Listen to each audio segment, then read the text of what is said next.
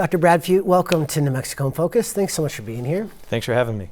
So when news broke of the passengers on the MV Hondius cruise ship, I felt like as a New Mexican, the world was learning about a virus that I already was very familiar with. And I imagine a lot of other New Mexicans felt the same.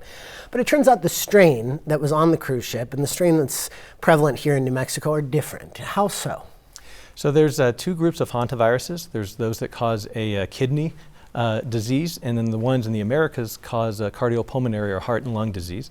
And so the main one in North America is Sin Nombre virus, which we know well in New Mexico. In Central America, it's primarily Choclo-virus. South America, it's primarily this Andes virus that you're discussing that was on the cruise ship. And the difference with this virus causes a very similar syndrome than what we see here in the United States, but it can spread in a limited fashion from person to person, and that's what makes Andes virus different. All right, and the Sin Nombre strain, it's actually made some headlines as well, including being found to be the cause of death of Betsy Arakawa, Gene Hackman's wife.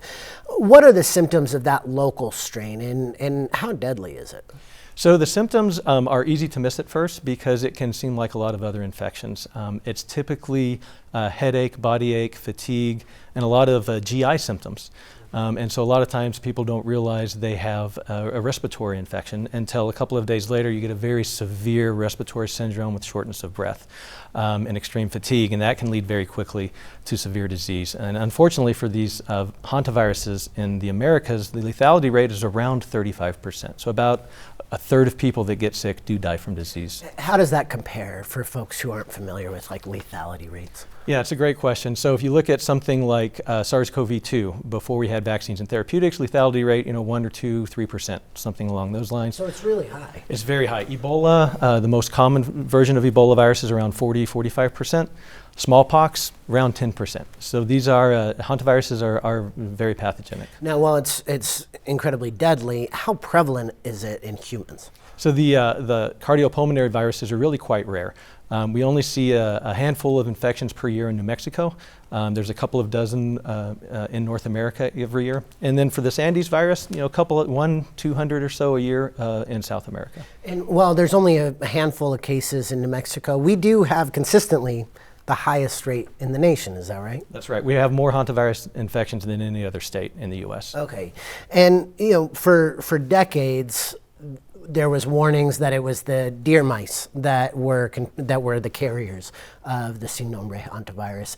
You have some recent research that shows that they're actually not alone. What did you find? Yeah, so my lab found that when we looked at rodents throughout New Mexico, we actually saw Sin Nombre virus present in many different species in addition to deer mice. So we find it in the deer mice, but you also find it in house mice, gophers, chipmunks, pack rats. And so what we wanted to look at is whether or not the virus could actually not just infect these animals, but could they shed live virus in their droppings. And we were able to find that they are able to do so.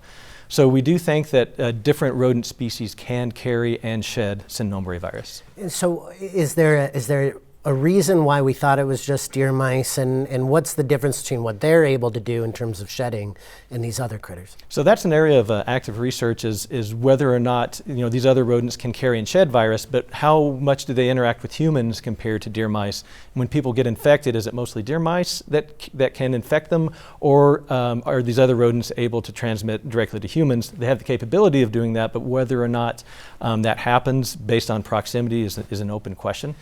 Okay, and does that also relate to why hantavirus is generally concentrated in northwestern New Mexico? That's kind of the origin of the Sin Nombre virus in New Mexico, and we mostly see the handful of cases you were referring to in the Northwest. I think the one case so far this year was in Santa Fe County. Why would that be if these creatures, the mammals that you're referring to that are more plentiful than we thought, are all over the state and all over the Southwest for that matter? Well, that's a great question. So something we looked at is we looked at rodents throughout the state, and we found similar levels of infected rodents, similar percentages of infected rodents in areas where people don't get hantavirus in the states, such as the Southeast, where it's rare, versus the Northwest. So it could be a number of things. It could be that the transmission is more efficient in the Northwest, maybe due to things like elevation and relative humidity, where the virus can be more easily aerosolized for infection. It could be we have slightly different strains in those areas. Or it also could be we're underdiagnosing infections in certain regions of the state.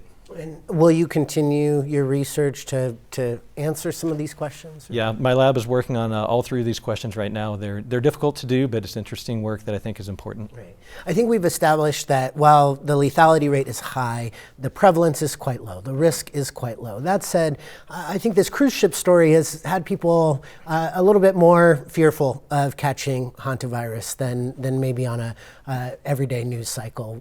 Do you have any tips for folks on how they could reduce their risk for catching this virus? Yeah, absolutely. So the virus is normally spread when people inhale aerosolized rodent droppings, basically. So you might be cleaning out your shed and sweeping up, and then there's rodent droppings that get aerosolized. So what we like to tell people is that anytime you see areas of a lot of rodent activity, or when you see rodent droppings and you're going to be in that area, the CDC website and the New Mexico Department of Health website have really great instructions on how to safely clean up those areas. So you use a disinfectant in the contaminated areas. You try to see if you can get sunlight and air to air out those areas. Use a well-fitted N95 mask and gloves after you've disinfected it, and paper towels to clean up. You don't want to sweep. You don't want to use a shop vac. So there's ways you can really mitigate that risk. And it's really just around these droppings, and if you see them and cleaning them up, are there other risk factors that folks should be aware of or steps they can take? I mean, it's not unusual for patients to not really have a good idea of, I don't necessarily remember a huge exposure that I had. And so sometimes, you just have to take the best precautions you can.